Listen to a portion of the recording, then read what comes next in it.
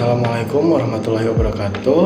Perkenalkan, nama saya Farizi Muzaki dari Prodi Arsitektur dengan NIM B1D 220003. Di sini saya akan menjelaskan materi mengenai pondasi tiang pancang dari mata kuliah Struktur Konstruksi 2. Langsung aja ke pembahasannya. Di sini ada definisi pondasi yang dimana pondasi itu adalah suatu bagian dari struktur konstruksi bangunan yang bertugas meletakkan bangunan dan meneruskan beban bangunan ke atas, atau disebut juga dengan upper struktur atau superstruktur, ke dasar tanah yang cukup kuat mendukungnya. Untuk tujuan ini, pondasi bangunan itu harus diperhitungkan dan menjamin kestabilannya bangunan terhadap berat itu sendiri, baik beban-beban yang berguna dan gaya-gaya luar seperti tekanan angin, gempa bumi, dan lain sebagainya, dan tidak boleh terjadi penurunan pondasi setempat maupun penurunan pondasi yang merata lebih dari batas tertentu. Dikutip dari Gunawan pada tahun 1991. Selanjutnya, itu dalam perencanaan itu pondasi itu untuk suatu konstruksi itu dapat digunakan beberapa macam tipe pondasi. Nah, Sarjono pada tahun 1988 beliau itu mengungkapkan bahwa pemilihan tipe pondasi itu diklasifikasikan menjadi beberapa tipe nih. Yang pertama itu ada fungsi bangunan atas atau disebut juga dengan upper struktur yang akan dipikul oleh pondasi tersebut. Yang kedua itu ada besarnya beban dan beratnya bangunan atas. Yang ketiga itu ada keadaan tanah yang dimana bangunan tersebut itu akan diturunkan. Yang keempat itu ada biaya pondasi yang dibandingkan dengan bangunan atas. Selanjutnya ada pondasi tiang atau disebut juga dengan pile foundation. Nah, pondasi tiang itu digunakan apabila tanah pondasi itu pada kedalaman yang normal itu tidak mampu mendukung bebannya dan tanah kerasnya yang terletak pada kedalaman yang sangat dalam. Maka dari itu pondasi tiang pada umumnya itu berdiameter lebih kecil dan lebih panjang dibandingkan dengan pondasi sumuran. Itu diungkapkan oleh Baulis pada tahun 1991, dan di bawahnya itu terdapat gambar mengenai garis besarnya itu bahwa pondasi tiang itu ketika dipasang itu dipancang ke dalam tanah itu seperti itu. Selanjutnya ada definisi pondasi tiang itu sendiri.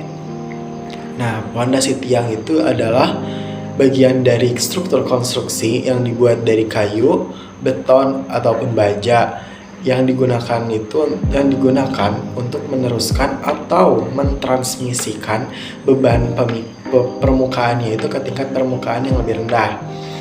Nah, dalam masa tanah, beban terdistribusi itu sebagian beban vertikal dari beban sepanjang poros tiang pancang ataupun pemakaian beban secara langsung terhadap lapisan yang lebih rendah melalui ujung tiang pancang. Itu diungkapkan oleh Baulis pada tahun 1991. Tetapi ada juga nih pengertian yang lainnya menurut Sosrodarsono dan Nakazawa pada tahun 2000. Beliau itu mengungkapkan bahwa pondasi tiang itu adalah suatu konstruksi pondasi yang mampu menahan gaya ortogonal ke sumbu tiangnya dengan jalan menyerap lenturan.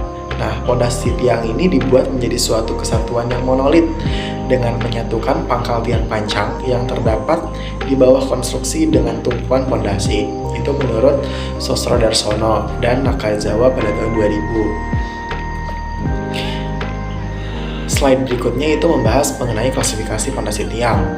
Nah, menurut Hardiatmo pada tahun 2010, beliau itu mengungkapkan bahwa berdasarkan metode instalasinya, itu pondasi tiang itu pada umumnya itu diklasifikasikan menjadi dua nih. Yang pertama itu ada tiang pancang atau disebut juga dengan driven pile, yang dimana tiang ini tuh dipasang dengan cara membuat bahan yang terbentuk bulat ataupun bujur sangkar memanjang yang dicetak terlebih dahulu kemudian dipancang ke dalam tanah, ditekan ke dalam tanah. Nah, klasifikasi yang kedua itu ada tiang bor atau disebut juga dengan drillet shaft, yang dimana tiang yang dipasang dengan cara mengebor terlebih dahulu sampai ke kedalaman tertentu. Nah, baru deh kemudian tulangan bajanya itu dimasukin nih ke dalam tanah, ke dalam lubang bor yang ke dalam tanah yang udah dibor, kemudian diisi atau dicor oleh beton. Jadi perbedaan tiang pancang dengan tiang bor itu, kalau tiang pancang atau driven pile itu tiangnya itu udah berbentuk bulat gitu, udah dicetak terlebih dahulu baru dipancang ke dalam tanah. Sementara tiang bor atau drill shaft itu setelah tanah itu dibor, yang dimasukkan itu tulang bajanya dulu, baru dicornya itu setelah tulangan bajanya itu dimasukkan ke dalam tanah. Nah, untuk gambar di bawahnya itu perbedaan agar lebih memvisualisasikan bahwa yang sebelah kanan itu ada tiang bor atau drill shaft, yang sebelah kirinya itu ada tiang pancang atau driven pile. Nah, selanjutnya ada definisi pondasi tiang pancang nih. Menurut Baulis pada tahun 1991, tiang pancang adalah bagian-bagian konstruksi yang dibuat dari kayu, beton, dan baja yang digunakan atau mentransmisikan beban-beban permukaan ke tingkat-tingkat permukaan yang lebih rendah dalam masa tanah yang dipasang dengan cara dipancangkan. Hal ini merupakan distribusi vertikal dari beban-beban sepanjang poros tiang pancang atau pemakaian beban secara langsung terhadap lapisan yang lebih rendah melalui ujung tiang pancang. Nah, distribusi muatan vertikal ini dibuat dengan menggunakan sebuah gesekan atau tiang pancang atau juga disebut dengan apung. Sedangkan pemakaian beban secara berlangsung itu dibuat oleh sebuah titik ujung atau tiang panjang ini semata-mata hanya dari segi kemudahan, karena semua tiang pancang itu berfungsi sebagai kombinasi tahanan samping dan dukungan ujung, kecuali bila tiang pancang ini menembus tanah yang sangat lembek sampai ke dasar yang padat. Selanjutnya ada jenis-jenis pondasi tiang pancang. Untuk poin A dulu deh. Poin A itu pondasi tiang pancang ini berdasarkan cara pemindahan beban yang diterima tiang ke dalam tanahnya.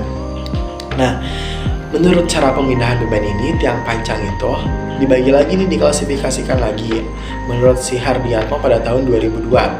Yang pertama itu ada jenis point bearing pile atau end bearing pile.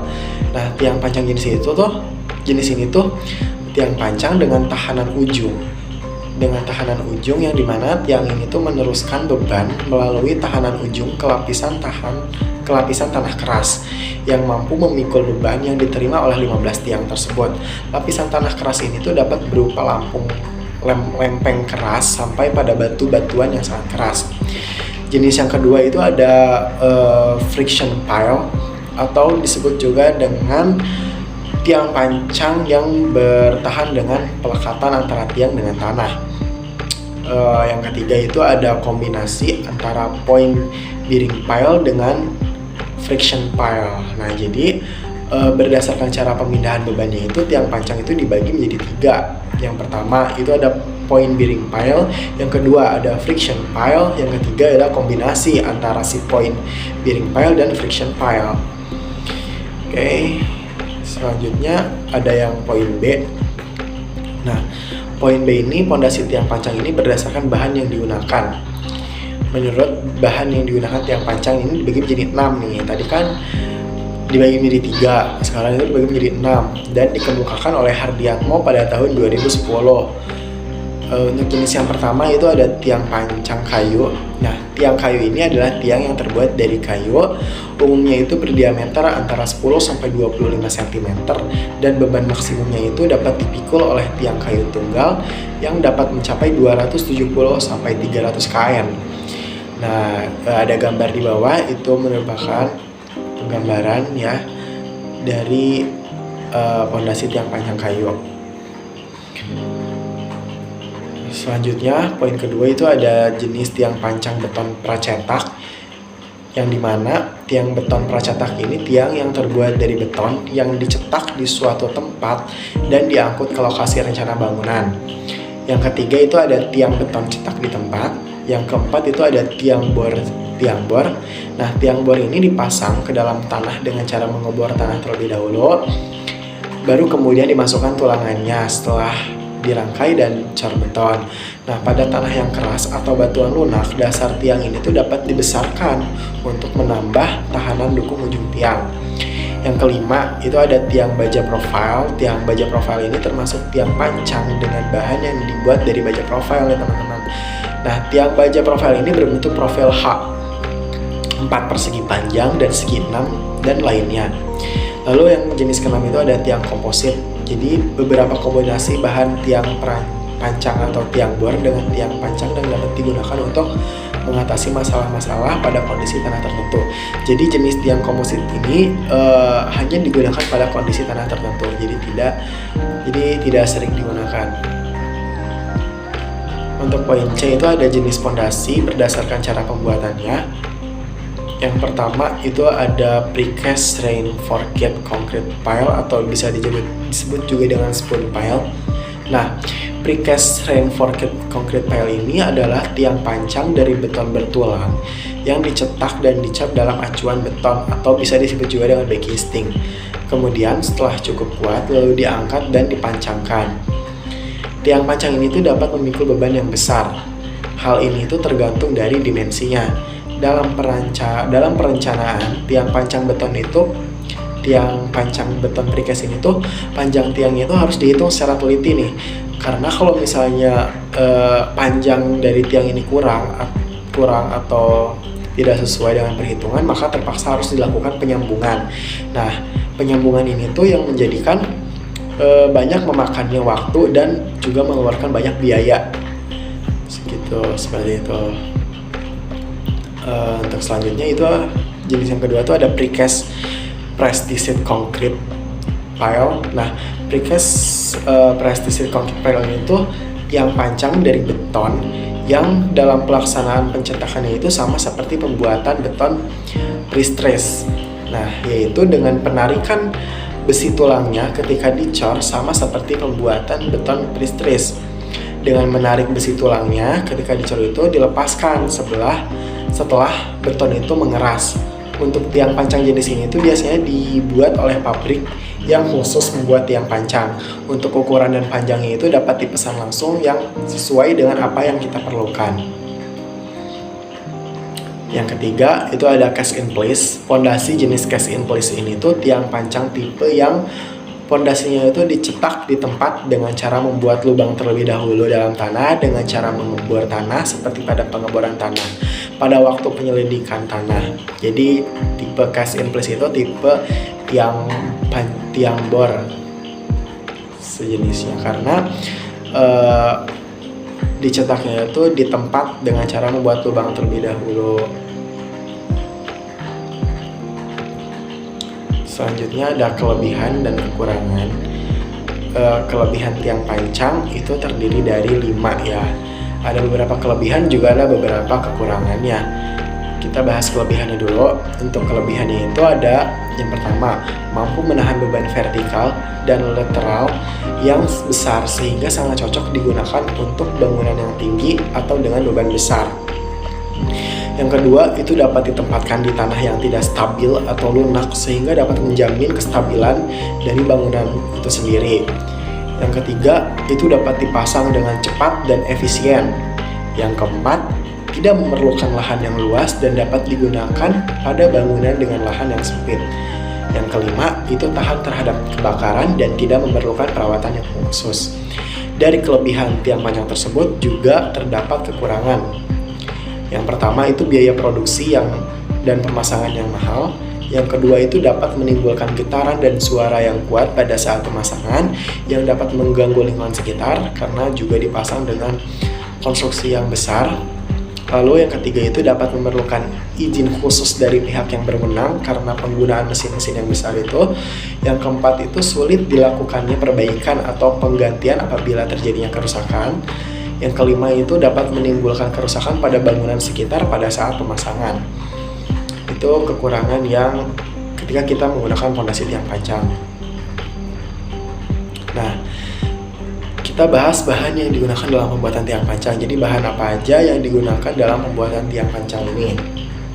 Yang pertama itu ada beton pratekan. Nah, bahan ini tuh salah satu bahan yang kuat dan tahan terhadap beban yang besar. Salah satu bahan yang sering digunakan adalah bahan yang memiliki kekuatan tarik yang tinggi. Ya, salah satunya ini beton pratekan. Yang kedua ada besi tulangan. Fungsi dari bahan ini tuh untuk memberikan kekuatan tambahan pada beton dan menambah kestabilan pada tiang pancang. Dengan bahan ini, struktur bangunan akan menjadi lebih kokoh dan tahan lama. Yang ketiga ada kayu. Bahan ini tuh bisa digunakan sebagai opsi pengganti tiang panjang pada proyek-proyek tertentu, terutama yang memerlukan tiang sementara atau cadangan. Yang keempat ada baja. Nah, bahan ini tuh bahan yang kuat dan tidak mudah rusak ataupun akibat korosi. Oleh karena itu sering digunakan nih dalam pembuatan tiang pancang untuk proyek konstruksi yang dimana membutuhkan ketahanan jangka yang panjang. Yang kelima itu batu bata. Kayu ini kan jarang digunakan ya sebagai bahan untuk membuat tiang pancang, tetapi dapat digunakan nih sebagai tambahan lapisan